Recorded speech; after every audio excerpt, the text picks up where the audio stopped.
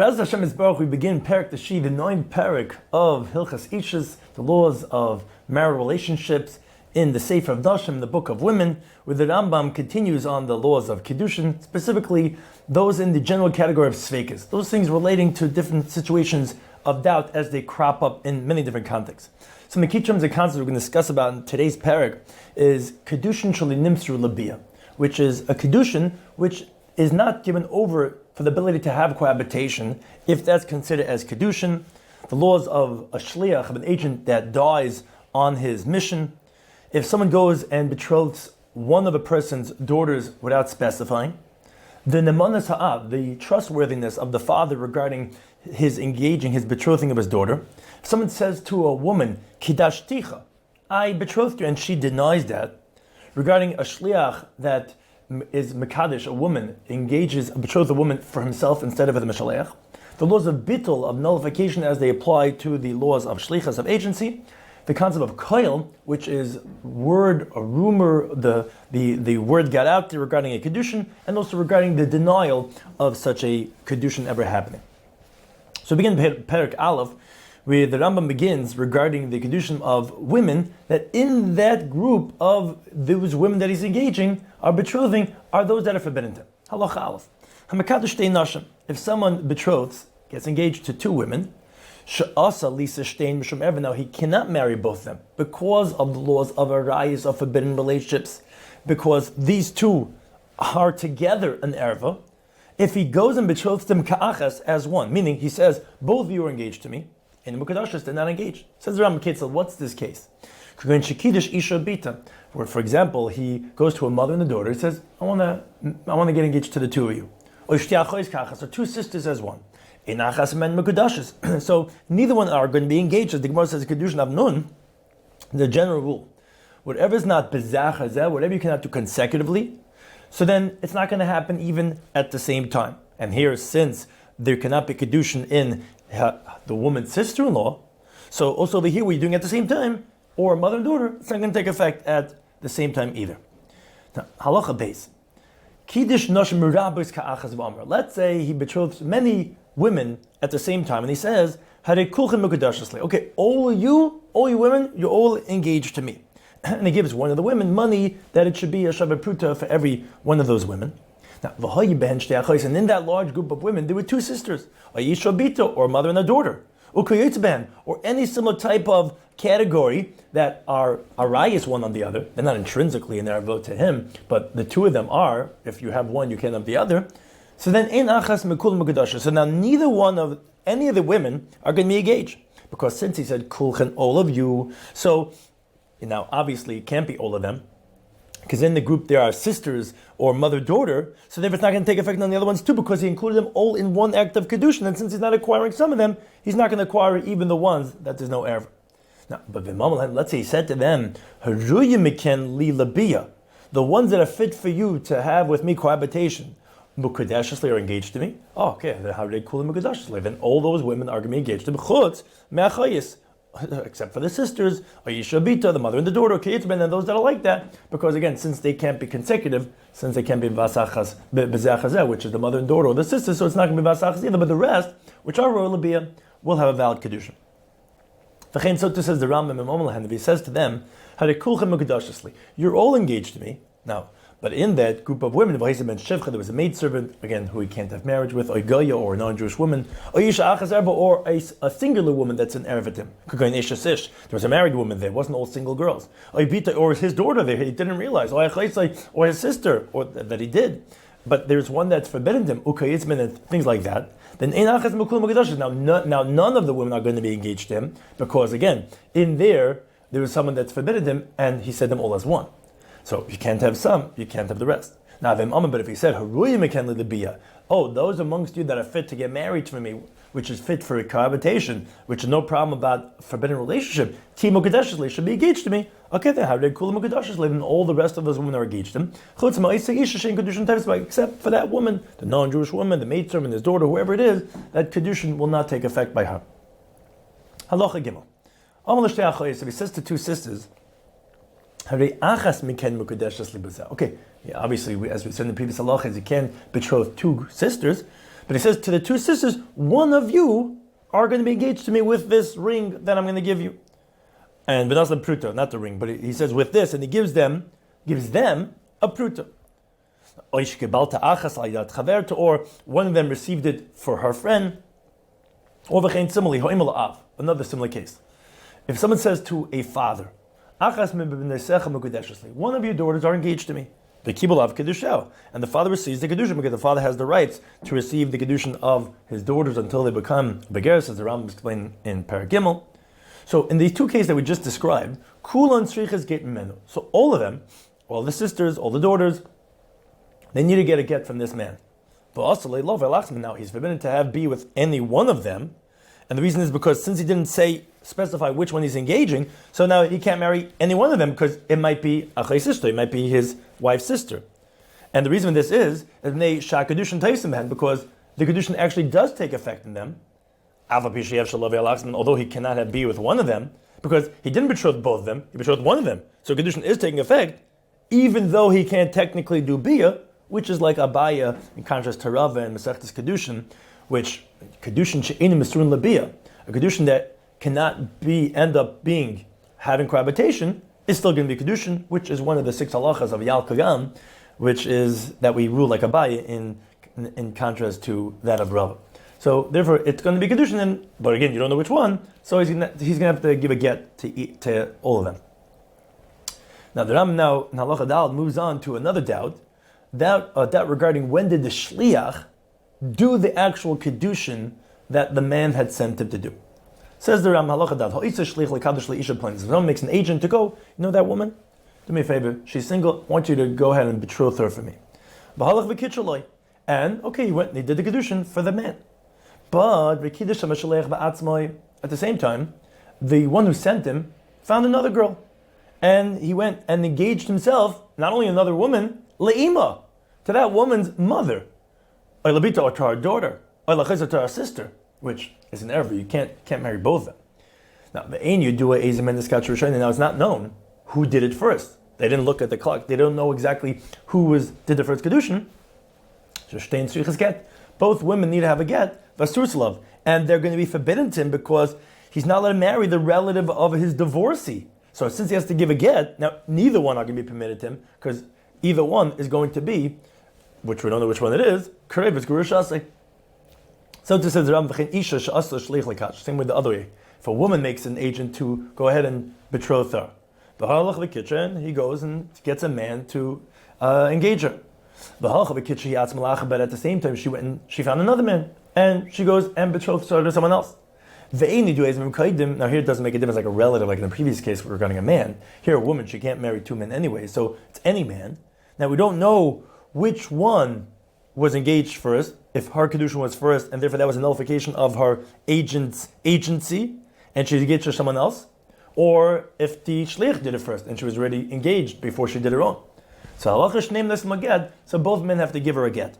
Now, if they want to, echad get, one man could give a get, and the other one could go ahead and marry her, because as long as she's not married woman from one of them, so she's permitted to the other man. So it doesn't have to be that both give a get. In contrast to the previous case, we had to give a get to both of them because even if he divorces one, he can't go to marry the other one because it might be a relative of his gerusha. Here, one could give the get, and the other one could go ahead and consummate the relationship. Now, halacha hey, the Rambam qualifies and says, when did we say this idea that she permitted to marry the second one after she gets a get from the other one is b'rachaykim? As we mentioned, regarding the women, the case is not specific when it's relatives, it's any 2 men that are unrelated. But regarding relatives, in other words, if let's say the agent that she sent to go ahead and just get me married, find me a man, and the shliach went to the father, and she, guess who she bumps into? She engages herself to the son, or to the brother, or anything like that that's an erva, then shneim listen get, then both have to give a get, a divorce document. The asur shneim is forbidden to both of them, again, like we said regarding the man's case, where now, if it's a grusha from the father, she's forbidden to the son, and if it's a grusha from the son, then she's forbidden to the father, or the brother to the brother, but be that as it may, it's a grusha from the relative, which can be forbidden, therefore she has to go ahead and get a get from both of them. Halacha vav. If someone tells his agent, go and betroth me to a woman. Now, the agent died. Now, he doesn't know. He died on the journey. Did he betroth me? Did he not? We presume that he did a kedushin. He got him engaged. There's a presumption always that the agent does his agency. So he did a kedushin. Now, since he doesn't know which woman he got engaged, he was waiting until he comes back and says, "Oh, this is the woman I betrothed you to. This is your going to be your wife." He doesn't know because he died. Now that makes this man forbidden to any woman that has any relatives. Because that's an erva with her. In other words, someone makes a kedushin to a woman, he automatically becomes forbidden in 7 relatives. Her mother, her grandmother from her mother, or grandmother from her father, her daughter, her granddaughter from her son, or from her daughter, and her sister when she's still alive. So, Kegoin, for example, Isha Shishla Bas, if there's a woman that has a daughter, or a yem, or a mother, or achas, or a sister, Geizben, or simile, that we don't know. This might be the relative. If you're going to say Yisazoi, let him marry this woman. Maybe the mother was betrothed by the agent, or a sister, or Evita, or her daughter. So any woman that has a relative, you can't marry because that her relative might have been betrothed by his agent. Now, however, but he's permitted to marry a woman that doesn't have relatives like these of mothers and sisters and daughters. Now, because again, there's no suspicion that maybe he had betrothed the relative because there is no relatives. Now, Isla Kreva. Now, let's say this woman had a relative, a mother, a sister, anything like that, but that relative was a married woman. When this man had made that his agent, who ended up dying, an agent, at that time, whichever relative that this woman that he wants to marry now, after the agent died, her relatives were married at that time. So then, the Rambam says a chiddush. Even if that relative was divorced before the agent died, they found that he died on Friday, and the woman was already from the previous week, let's say, was already divorced. Still, that man is going to be permitted to this woman, who even though she has a relative, and that relative was single before his agent died, he's still going to be permitted to this woman that he's trying to get. The Ein man, and we do not say Shemikidush Ashlich as Kervas Achashan Zkarsha. Oh, maybe the agent who only died a week later, maybe he betrothed that relative after she was divorced. We don't say that. Why not? Because that woman was not fit for the agent to engage her, that relative who was married at that time, when this man had made him a shliach, because he went and the woman was divorced only, let's say, a few weeks later, so it took a journey of a few months for the guy to get to that country to betroth that woman. The few weeks later, after he was a shliach, only then did the woman get divorced. Now, the shliach ended up dying a few weeks later or months later, but at the time of the shliach, the woman was still married. A man does not make an agent to betroth him a woman, only a woman that he could make the kedushin at the time of the agency. So although he's on his journey, he's a few month journey, and the woman subsequently becomes permitted, that's not included in what he had made him a shliach for, and therefore we know that he did not betroth that relative, and therefore since the only relative this woman has was married at that time, even though she subsequently became single, it's not a problem, and he's allowed to marry this woman as if she didn't have relatives, because that relative was married at the time that this man made his shliach a shliach. Now the Rambam moves on to halacha zayin regarding other doubts regarding who is the mekadesh, who's the mekudeshes, who's the man, who's the woman that is getting engaged. As the Rambam says, halacha zayin misha yilech ban. Someone had 5 sons. V'asu kulam shliach hazavim, and all the sons that you know the best, they all made their father the agent lekashlam isha to go ahead and betroth for them a wife. For example, they were adults and they're allowed to make a shliach to make for them a wife. Now, the father of the sons, he has many eligible sons. He said leish ish lechamesh banis to a man that had 5 daughters. Achas mim nesecha, I like your daughters. Which any one of your daughters, mukadeshes leechem abanai, is betrothed to one of my sons. Now, he didn't say which son. He didn't say which girl. And the Kibbala Av and the father of the girls received HaKedushin, the Kedushin, even if the girls did not make him a Shliach, he could receive that Kedushin, because until they become a Begeres, as we said in Parag Gimel, he has the permission to marry them off whoever he wants to. So now the halach is like this. Kol achas men tzricha chamisha gittin mikol achad. Every one of these girls requires 5 gittin from every one of these brothers. And the reason for this is, Hayil v'chulam, since all these boys, Nashnu Rishus La'av gave permission to their father, Lakach Lam Isha, to betroth for them a woman, and we don't know now which one of the boys did the father mean to be a shliach for, and we don't know which one of the girls is being engaged. So each one of the girls needs a get from each one of the boys. Now, let's say one of the boys dies, so each one of the girls need 4 gittin, meaning from the 4 remaining brothers. And now, since the boy died, it might have been her chassan, which then that requires yibmo chalitza. So maybe each one of the girls is maybe the betrothed of the one who died, and therefore has to have yibum. Now, she can't marry anyone else until she gets chalitza from one of the brothers, because anyway, you don't have to have every one of the brothers, it has to be one of the brothers. Now, she cannot do yibum, however, because maybe she's betrothed to one of the living brothers, and would come out that if one of the brothers would do yibum, would be marrying the living brother's wife, which is obviously forbidden as Eishes Ish, and more of it's Eishes Achav. So, therefore, she requires a chalitza from one of the brothers. Halacha ches. Ha'av shoisle bas ketana. If a father had a minor daughter, or even if she's already an adult, but she's just became, up until 6 months, she b'shusa, which she's in his domain for regarding at least the halacha of Kiddushin and others. Uvas begeres. Now, besides that young girl, again, that in his rights to marry her off, he also has uvas begeres. He has an older girl that's over 12 years old, and she had 2 pubic hairs and already past 6 months, which she's in her own domain.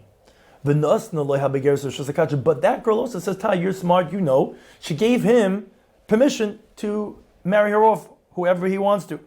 And now he goes, and his daughter, a man was looking to get married, says, "Look, I'll give you my daughter to get engaged to." So in this case, the older daughter is not included in this, like, oh, maybe she's the one. No. Until he would specify and say, "Bitya begeres." I'm referring to my older daughter. They made me an agent. Why? Because we presume that a person would not leave a mitzvah that's incumbent upon him, which is when his daughter is a minor, at least up until begeres, and do a mitzvah which is not imposed upon him, which he has the rights because his daughter said, "I want you to be a shliach for me," but it's not his actual mitzvah as it is when she's a minor. So this older daughter is not going to be engaged, and rather her sister be engaged, because if he did stam, unspecified, it means the one that's his primary mitzvah, which is his minor daughter, and not the begeres. Halacha tes. Someone has 2 groups of daughters, mishtei nashim, from 2 different wives.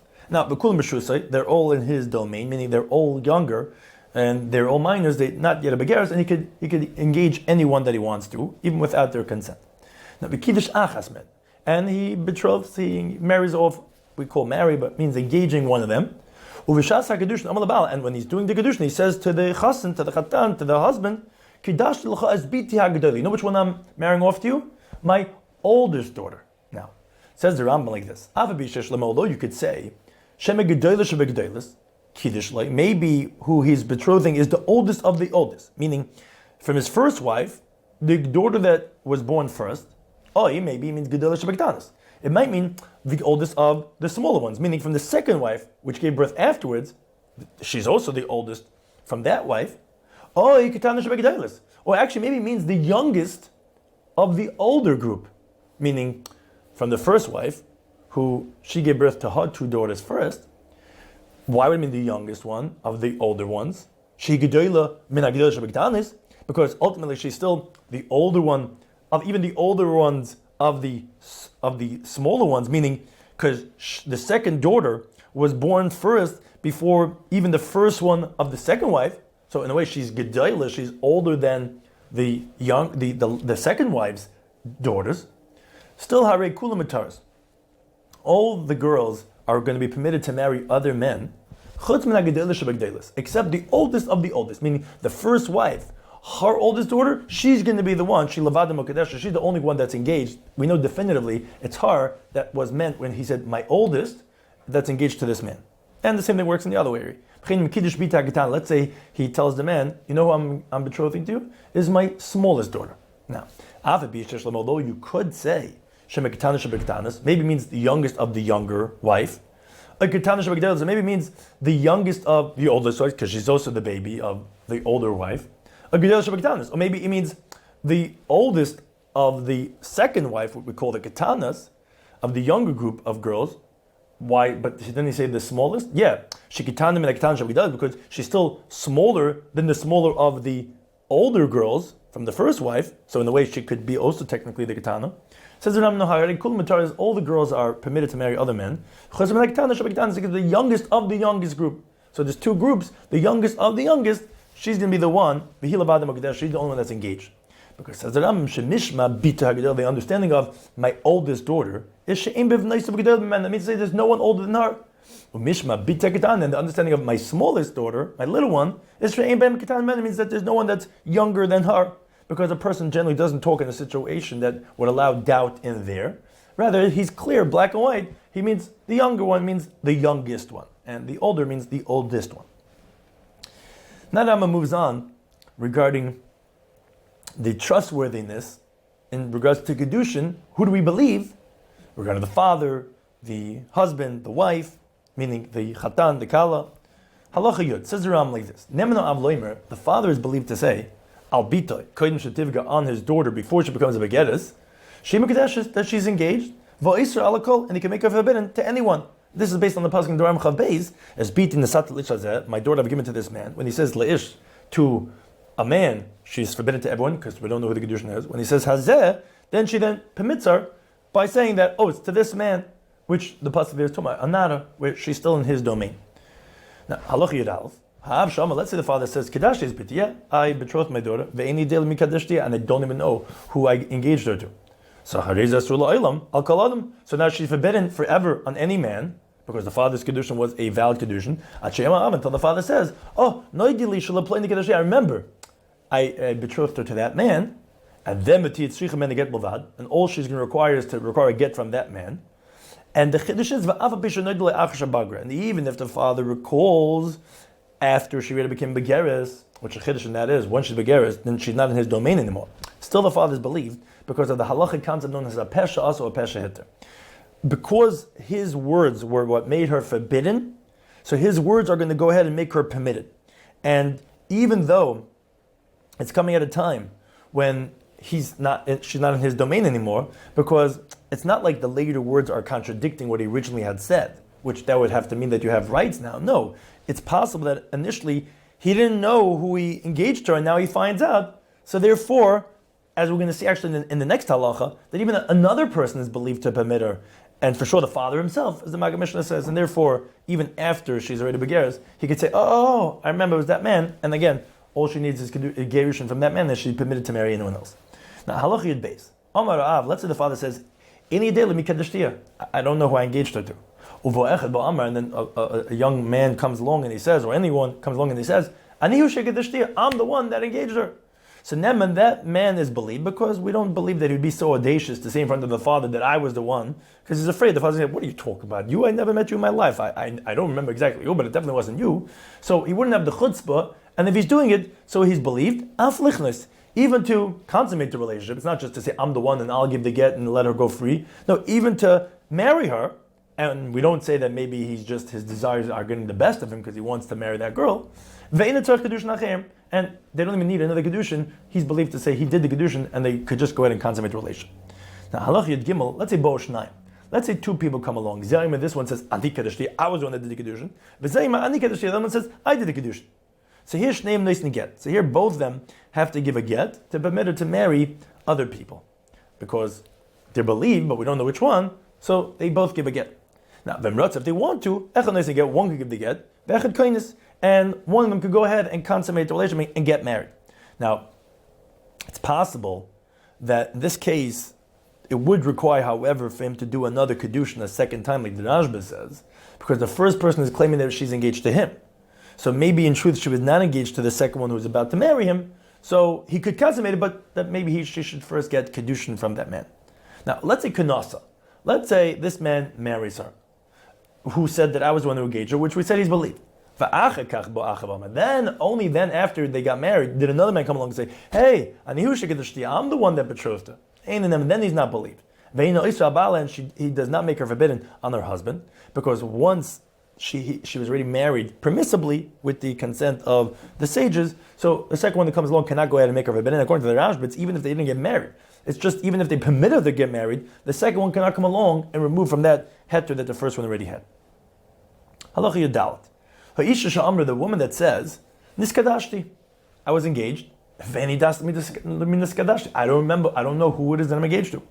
One man comes along and he says, I went and engaged you. So then when he's believed, he can get, at least in regards to giving her a get, to permit her to marry other people.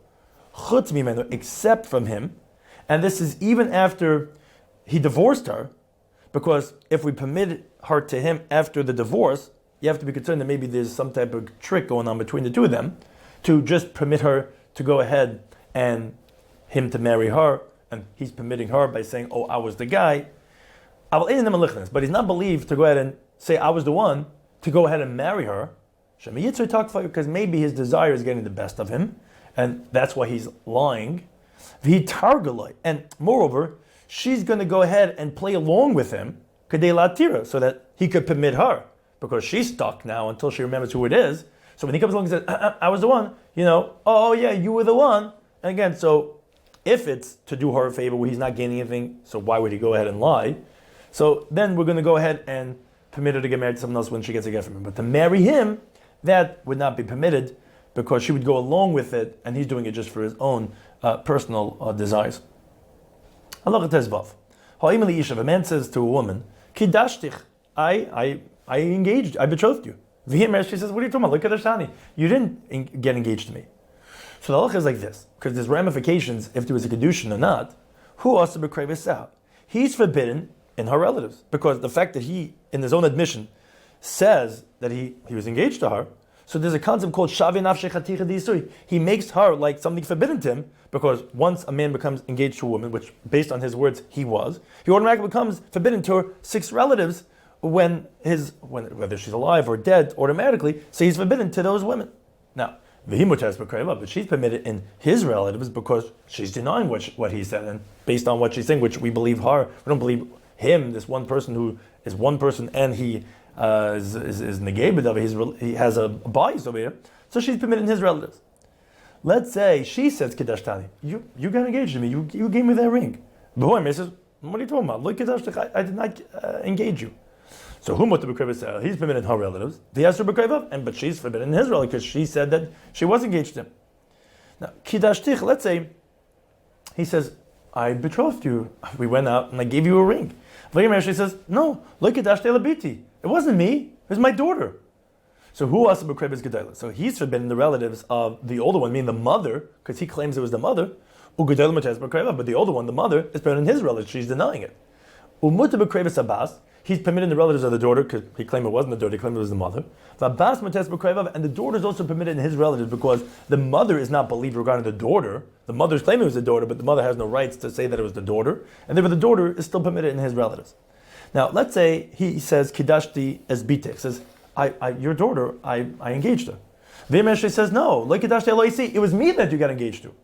So here also, who also b'krevis Abbas? He's forbidden the relatives of the daughter because he claims he was engaged to the daughter. Abbas Mutez b'krevis, the daughter who never said that was the case, she's permitted in his relatives. Umut b'krevis Aim, and he's permitted in the mother's relatives because, at least those that are not the same as with the daughter, because he claims that it wasn't the mother. The Aim and the mother is forbidden on his relatives because she claims she was engaged to him. Now, Alachat Zayin, the Rambam qualifies this and he says, V'chol elu shetoyin ha'kedushin. Now, all those that are claiming that there was a kedushin over here, whether it be him or her, is only b'shetoyin ha'toyin, only when the one who's making the claim claims shahayusham kedushin b'fnei edim, that the kedushin was in front of witnesses. Now, if they're witnesses, how could the other one deny it? Oh, so the Rambam says they claimed there was witnesses, but they went now they traveled overseas or that they died, so we can't verify it from them.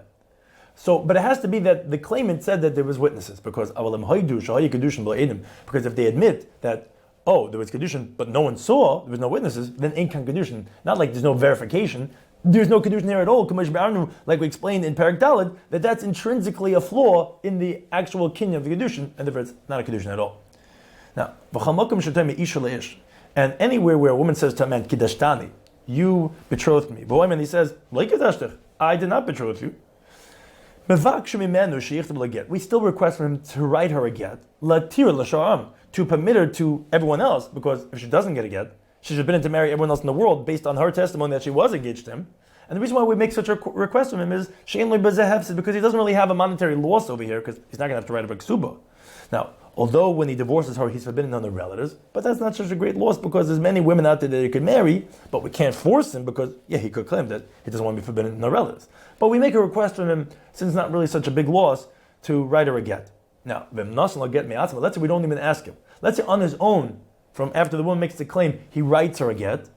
Oh, then then we actually force him to go ahead and give a ksuba, the dowry, because if he's writing, he obviously, although he was denying it initially, he's obviously revealing that he had done a kedushin, and if he has to pay up when he divorces her. Now, although the Rambam actually holds later on in the next parak that an arusa, an engaged woman, does not get a ksuba unless he writes one for her. So if that must mean that one was written over here. And if that's the case, how could he claim that she was never engaged, but she has a ksuba in her hand? However, you could say that here the Rambam's talking about in the place where they write the ksuba before the kedushin, which is brought later on this parak in halacha chav tes. And if that's the case, so there's no proof in the fact that she has a ksuba, because maybe the kedushin which comes afterwards was never yet done. So therefore that wouldn't be a raya. But again, he writes the get on his own, he has to give her the monies of the ksuba. Now, the Rambam in Halacha Yud Zayin continues with other problems that come up with shlichus, with the agent, which, if he does it for himself, previously we spoke about if the agent dies. Here, if the agent, instead of doing what the Mashaleach had sent him, he does it for himself. Also regarding nullifying the agency or doubts that relate to that. So the Rambam says, Halacha Yud Zayin. A man makes an agent to go ahead and betroth for him a woman. The guy sees the woman, he says, this guy, I want her as a wife. He goes and he betrothed her for himself. So she's engaged to the agent. Now, this is specifically if he had that in mind that he wanted to go ahead and take her for himself. But if he actually just made a mistake and he just said the words Harit Mekadesh Li, she wouldn't require a get from the shlichis. That would be kedushin tois. It would be in error. It wouldn't be a kedushin. But if he deliberately, he wants to go ahead and chaparois and grab this woman for himself, so she's engaged to him. But says the Rambam of Asalaskins, it's forbidden to do this. That because this is a way of people that use subterfuge of trickery. And whoever does this thing, the case we just described, a thing similar to that, regarding other buying or selling, Nikadosha, he's called a wicked person, which is the famous sugya in Kedushin called Ani HaMahapach Becharada, when the poor person is engaged in trying to get a cookie and someone else comes and grabs it away. He's called a wicked person because you're taking away what someone else was trying to get. And here this guy sent you to get engaged, to engage him, that woman, and you took it for yourself, although it is a Kedushin, but that person is called a wicked person. Halacha Yud Ches.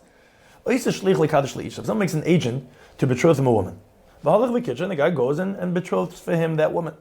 Now, but the agent says, when I did it for myself. Meaning the case would be Toma where initially the agent came and said, that guy sent me to betroth you for him. Now, but then subsequently, when he did it, a later time, he didn't say anything. He just gave her the ring and did the kedushin.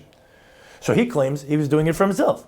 But as the woman says, no, that first guy that sent you, that's the one that I was betrothing myself. So he's saying it was for himself, and she's saying, no, for the Mishaleach. So, says the Rambam,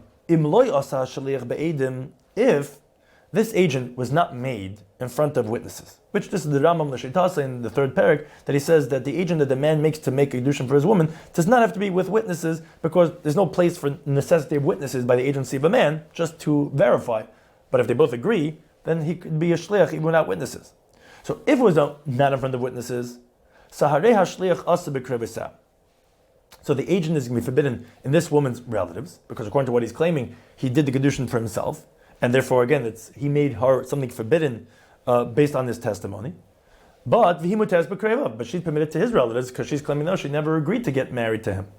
Now, but for isha sur b'kreva mishalech, the woman is forbidden in the relatives of the original man who had sent the agent, because based on what she's saying, she was engaged to him. But the Mishalech is permitted in her relatives, because his own agent is screaming, saying, I didn't go ahead and betroth her to you. I betrothed her to myself. So based on what his Shleich is saying, he denies that he was ever engaged to her, and therefore he's permitted in her relatives. meaning the Mishalech. Now, but if it was established, this agency with witnesses, meaning the Mishalech went and made the Shleich in front of two witnesses, then she's presumed to be engaged to the first man, and he's forbidden in her relatives. But still, the Shleich himself will still be forbidden in her relatives, because based on his own testimony, he said the Kedushin for himself, and that's Shavei Nafshi, Chaticha Di Yisura. Now, Aloch Yates. Let's say she says, I don't know who I got engaged to. I don't remember, was it to the one who sent him, to the one who was the agent? So then it's like this. If the agent was not made in front of witnesses, so then she's engaged to the second man. Because again, since there's no witnesses here at all, and also the one who sent him was not here at the time of the Kedushin, so the woman's not so reliant on this agency, because the one who sent that agent could deny the whole thing, and there's no witnesses there at all. So if a Kedushin was done, and the woman says, I didn't even know who it was, so we presume she's engaged to the second man.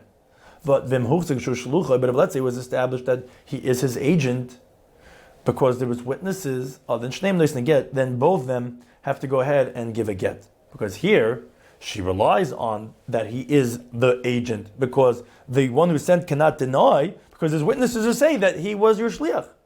But since she's saying, I don't know, so she's in doubt, because he's claiming it was for him, she's claiming it was for him, and she doesn't know which one, but on the same point, even though she doesn't know, and he's saying the agent is saying it was for him, but we all know that he was the agent, so therefore both have to give a get, because she's doubtfully engaged to either one of them. Now, if they want to, one of them could go ahead and give a get, and one of them could go ahead and consummate the relation. Now, according to the Ravid, he holds, as we've mentioned in the past, you can't make even a shliach to engage a woman without witnesses, as we said in the third parak, because it's all part of Davar Shebe'erva that you have to have at least two people.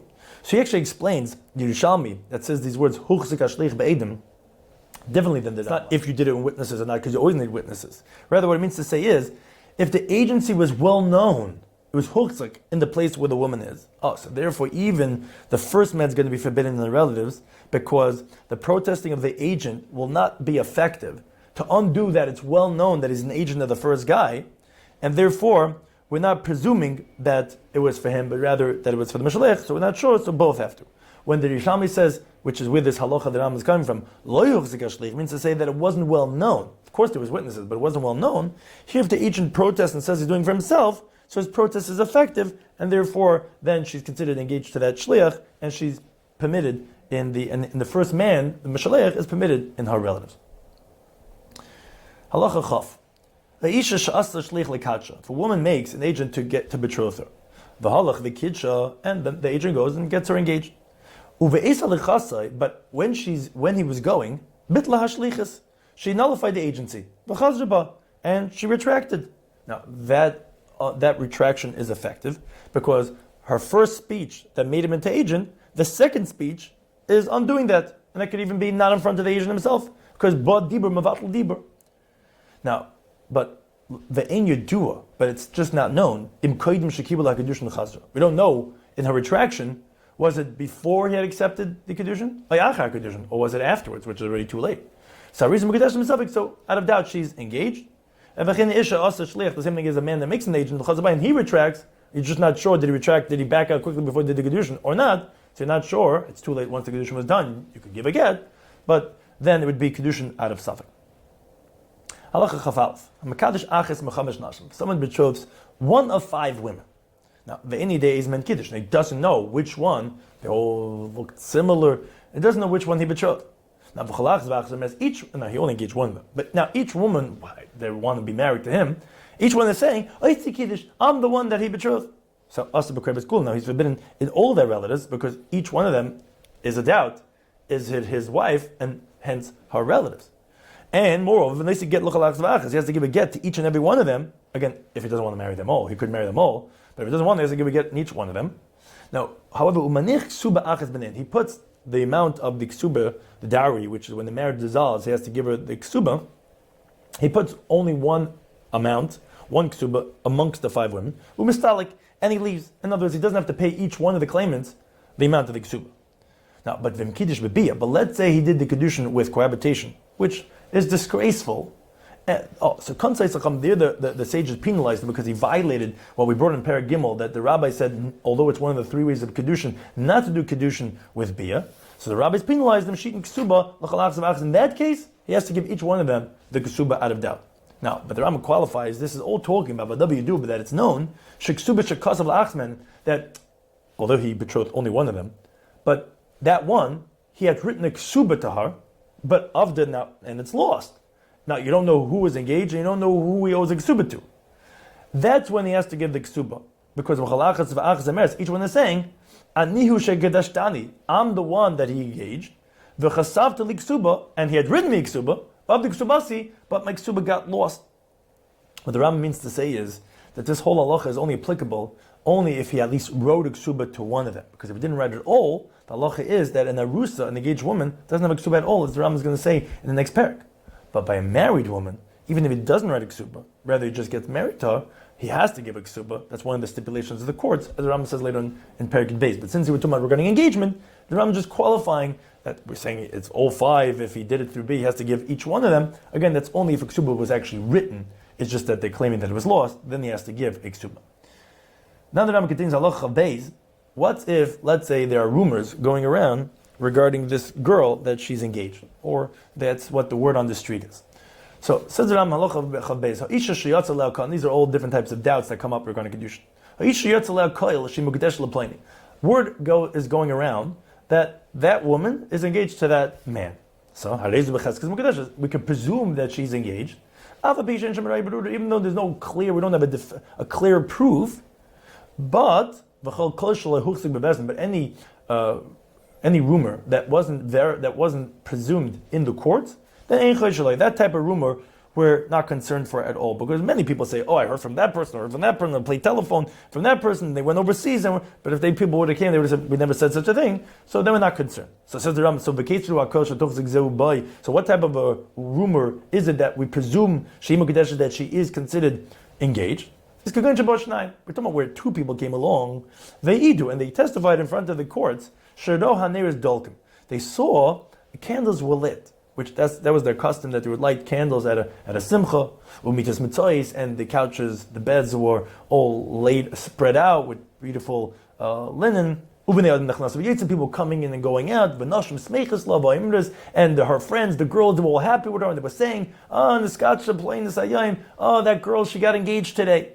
So if you see all that, we could presume that she's engaged. It definitely looks like a l'chaim, like a vart. But let's say these two witnesses, they heard that the girls were saying, playing this tiskadish hayim. Oh, she's getting engaged today. No, then we're not concerned for that kedushin, because shemen is dam l'kadish, playing tiskadish. Maybe she was going to get engaged, but didn't end up getting engaged. Until they actually hear that she's engaged, we don't suspect that it's a kedushin. So let's say two people come along and they say, we saw something look like a type of an engagement party. Which again, in halachic kedushin, which we do by the chasna, but at Talmudic times they would do it at the engagement. We hear loud echoes. We hear the like a simcha. We heard from one person, who heard from another person. That this girl got engaged in front of two witnesses. It's just that the witnesses went overseas. Like Meso, they died. So again, that's the type of the word on the street that we could presume that she's engaged, because although these two people who are coming and testifying in front of the Bezdin, they only heard from one person, but since it started off from two people who had left, so that's going to be a valid kol, which Mefarshim point out that the Rambam obviously had a different girsa than our Gemara in the Gemara Masechtas Gittin, but based on the Rambam's girsa, it's sufficient even if someone heard from another person, but it was the ultimate source was two people, even though he heard it from a singular person, now these two people are coming and saying it, that will be muchzekes in the court, as if it's that we can presume that she's engaged. Now, Halacha Chav Gimel says the Rambam. Now, but when we say this, that okay, we presume her to be engaged, if that's the word on the street, that we have a strong indicator that she's engaged, is only shlohis shama masla. Only if there was no amasla. The word masla is the Aramaic of the equivalent of masla is mashal. The tuf is like in Aramaic is a shin. there's a mashal, which means like an understanding, like an analogy that would break the rumor. Only if there was no amasla, there was no alternative interpretation. But if let's say there was some type of a alibi, there was something else explaining it.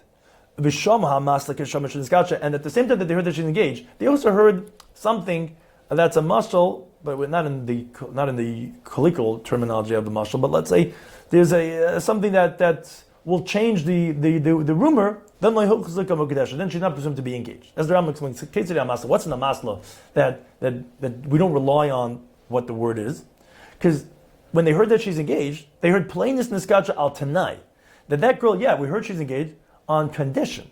Now, so maybe the condition was never fulfilled. So that's what's called the koil, but shevare, which like the receipt, what's called breaks it, is with it. So we can't rely on that. Kedusha safek. Well, let's say they heard there's a kedushin that was in doubt, that it wasn't known, was that thing he gave her from that toy, was it worth a pruta or not? Or they're not sure, was he an adult, maybe he was a minor, or when he threw it to her, we're not sure, was it closer to him, closer to her? Then she's not presumed to be engaged. So rather we ask her. We rely on her word. Since there's no clear proof, it's not even a strong rumor that's going around. Because again, it has a masla with it. Let's say word goes around that she's engaged to that man. And at a later point in time, then they're saying this on masla, where again, first word got out that, she got engaged to that man, and a few days later they heard, but when he threw the kedushin, it was actually closer to him. So if it seems true, it seems appropriate to the court that is the case, because it makes sense to them that it could be that he threw the kedushin, and only later did they say that it was closer to him. Many times such a thing happens. So then semcha amasla, we rely on that amasla, and should not presume to be engaged. But v'mlav, it doesn't seem to be correct. It's just that people are trying to back out. And this is where it's more strict. If the masla comes at the same time with the kedushin, okay, so then we're going to say she's not presumed to be engaged. But since the masla is only coming at a later point in time, it wasn't heard at the time when they heard about the kedushin, then we're not concerned with the masla, although that would technically, so to speak, break the koil. But since it wasn't at the same time, unless it's something that's really indicative, we're not going to rely on it. As the Rambam brings halacha of hey, there was a story with a woman, koil, that the word got out, that she was engaged to the son of a certain individual. At a later point in time, they asked the father, and he said, yeah, but al tanai kach, it was on a certain condition, that she was engaged to him. They didn't fulfill that condition. They were going to give a certain amount of support, whatever it is. And the sages did not rely on his words. Rather, they said, she's in doubt to be engaged. And as if there is no amasla, because since originally when they heard about it, they heard it without the amasla, and only later on did they hear. So this is not the same thing as what we said in halacha chav daled. Like we said, it's a clear amasla. So that would be something that would break it. But here, since it wasn't at the same time, so then we don't rely on it unless there was a very strong reason to say that was the case, and therefore she's a stavim mekudeshes. Halacha chavav. Yatzaleh kol shemekudeshes lepleni. If let's say word gets out that she's engaged to a certain man, now a different man, although that's the word on the street, a different boy walks up and betroths her in front of us, a regular kedushin. So what you do is like this. So first you got to check out that the first rumors that she was already engaged to another boy. If witnesses come with a clear proof that she was already engaged to the first guy, so obviously the second guy's kedushin is nothing. But if we don't have clear proof, the megarish rishon. So the first man has to divorce her because shekadusha b'kol already had that rumors which we said that we have to suspect for that. But then the second guy marries her shekadusha b'kol because his kedushin was definite. The first one we don't know about, so okay, you got to give gerushin. The second guy will marry her. Now, the Megirish Hasheni, but let's say the second guy says, I don't want to get involved. I didn't know, really, she was maybe engaged. He divorces her. Vir lo yichnes harishin. Interestingly, the first guy cannot go ahead and marry her, no matter what the circumstance was, because Shema Yomru. We're concerned for what people might say. People might say, Hechze girushasai mina erisin. He took back the woman that he divorced from when she was already engaged to him. Which is, we're concerned that people are going to say, wait a second. How did this second guy go ahead and engage her, which he did? If she was already engaged to a first guy, we know that was the rumor, and we see this guy's marrying her. Obviously the first guy had divorced her, even though they were engaged. And then the second guy did a kedushin. Now the second guy did a divorce. Now the first guy is taking her back. After that, she was already engaged to the second guy. That, as the Rambam explains, Hilchos Gerushin in Perek Yud Aleph, a man is forbidden to marry his engaged wife that he divorced, that was subsequently engaged by someone else. It's forbidden for him to be machzik gerushasai. And because it looks like that, so therefore, here the first guy, is not allowed to consummate and marry her because of what people might say that he's doing that is. Halacha of Zayin. Let's the word gets out that she's engaged to a certain man. And at the same time, there's another rumor going around that she's engaged to someone else. So here the halacha is echad kaisav get. So one of them should write a get, vechad kainis, and one of them can marry her. Bein rishon min achron, here it doesn't make a difference if it's the first guy or the second guy, because here even the second guy's kedushin is also unverified, where we don't know, it's just a rumor also. So here we're not concerned that people are going to say, he was machzik gerushasim in the erison if it ends up being the first guy, because no one's going to make such a mistake, unless if the second guy was a definitive kedushin. So we're not so concerned for that, as Taisa says. So therefore, here either one can go ahead and end up marrying her. Now the Ram contains halacha chavches regarding other testimonies that people are telling us regarding other situations of doubt regarding kedushin. Halacha chavches says the Rambam, makom shenagu. If it's the meaning of makom, if there's a custom in a certain place of just some of the people of the city, l'shloich sevloinus larusa, that they send gifts to the kala, achar shetasaras, only after she's engaged, and that's the custom. You don't send a watch or the jewelry. You don't send it before she's engaged. The custom is after she's engaged. Again, which we're talking about the halachic engagement, which we do by the chasna. But and now witnesses see that he sent these sivloins, which are special gifts the chasna would send to the kala. So we have to be concerned that maybe they're engaged, which you can get in the suffix, and she's going to require a get out of doubt. Now, now, even if the majority of people in that city, they don't send the gifts only before they get engaged. So wait a second. So what is sending the gifts prove? It doesn't prove anything kedushin. Still, we have to be concerned, even for the minority of people in the city, that first get engaged and then send the gifts. And the chiddush is that we don't go here after the raiv, because it's not a set raiv, because here it's only a raiv of minik, and minik could change. Therefore, we have to be suspect that he's maybe from the minority that first got engaged and then sends the gift, and therefore if he's sending gifts, we have to suspect that they're engaged. Now, but if it's a place that the custom is that everybody sends the gifts first, and only then do they get engaged, and they saw that he sent the gifts, then they were not concerned by that because it doesn't prove anything, because it's done before Kedushin. Halacha chavtes. Let's say that we establish that she has a document of her dowry, where they see that she has a ksuba, even if we don't see it by her, but we know that there is a document of a ksuba over here. So it depends. If the way is some of the people of that place, that they first do kedushin, they only write the ksuba after the kedushin was done, then we have to be concerned to require her to get a get if she wants to marry someone else, because since some of the people do the kedushin, only then do they write a ksuba, and we see that there is a ksuba over here, so maybe this is their custom, and obviously they were already engaged before the writing of the ksuba. Now, and there's an added chiddush over here. Even though there's no scribe in that town, we don't say to explain that maybe the guy found a scribe. So he went and he wrote the ksuba, even though he did not get engaged. In other words, you're right. Even though there are some people, they first get engaged and then write the ksuba, so you have to be concerned that, if there's a ksuba, must have been engaged. And you could say, no, the guy wasn't engaged. He only wrote the ksuba because once in a blue moon, a sefer comes along. So we'll do it quickly before the engagement. No, we don't say that. And we do suspect that there was a kedushin, and that's why the ksuba was subsequently written. But if the custom is from all the people in that place, that they write the ksuba before the kedushin, then again, then we're not concerned, because the fact that the ksuba doesn't mean anything because they write it before the kedushin. Halacha lamed. Let's say two people say we saw that she got engaged on a certain day. Now, two other people say, we didn't see that she got engaged on that day. Now, although they're all neighbors in one courtyard, she's engaged because she ain't tainis loyra near ru'aya. The claim of the other two neighbors said, we didn't say anything, we were around that day, is not a proof. Because it's the norm of people to get engaged in privacy, discreetly. So it's possible that she got engaged and they didn't see, although the neighbors too, and therefore they're saying that we didn't see is not proof to contradict the two that said we did see.